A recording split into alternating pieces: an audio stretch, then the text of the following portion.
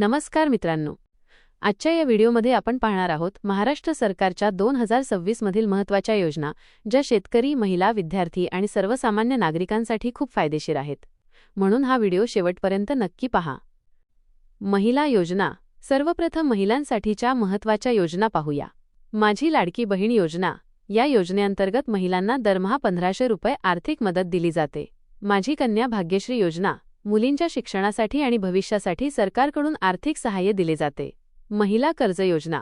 महिलांना स्वतःचा व्यवसाय सुरू करण्यासाठी 50,000 ते 1.5 लाख रुपयांपर्यंत कर्ज दिले जाते. शेतकरी योजना. आता पाहूया शेतकऱ्यांसाठीच्या महत्त्वाच्या योजना. नमो शेतकरी महासन्मान निधी. या योजनेद्वारे शेतकऱ्यांना थेट आर्थिक मदत दिली जाते. शेततळे योजना. शेतात पाणी साठवणुकीसाठी सरकारकडून मोठे अनुदान दिले जाते.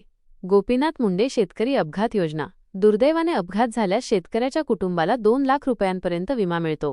सौर कृषी पंप योजना. सिंचनासाठी शेतकऱ्यांना सोलर पंप अनुदानावर दिले जातात. विद्यार्थी योजना. विद्यार्थ्यांसाठी देखील अनेक महत्त्वाच्या योजना आहेत. स्वाधार योजना. गरजू विद्यार्थ्यांना शिक्षणासाठी आणि निवासासाठी आर्थिक मदत दिली जाते. आरटीई योजना. या अंतर्गत खासगी शाळांमध्ये विद्यार्थ्यांना मोफत शिक्षणाची सुविधा मिळते.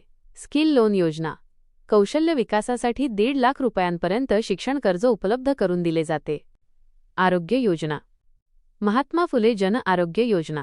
नागरिकांना गंभीर आजारांवर मोफत उपचार सुविधा मिळते. आयुष्मान भारत योजना. या योजनेअंतर्गत कुटुंबाला 5 लाख रुपयांपर्यंतचा आरोग्य विमा दिला जातो. रोजगार व व्यवसाय. महास्वयंरोजगार योजना. स्वतःचा नवीन व्यवसाय सुरू करण्यासाठी शासनाकडून आर्थिक मदत मिळते. महाजॉब पोर्टल. नोकरीच्या शोधात असलेल्या तरुणांसाठी हे एक उत्तम ऑनलाईन प्लॅटफॉर्म आहे. सामाजिक सुरक्षा. संजय गांधी निराधार योजना.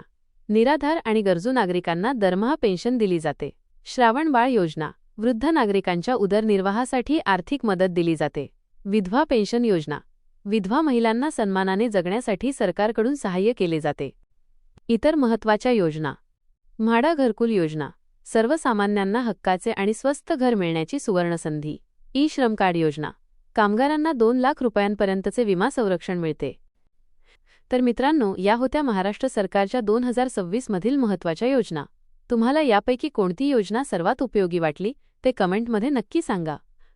आणि अशाच महत्त्वाच्या माहितीसाठी आमच्या मराठी पॉइंट या यूट्यूब चॅनलला सबस्क्राईब करा, व्हिडिओला लाईक करा आणि तुमच्या मित्रमैत्रिणींना शेअर करायला विसरू नका.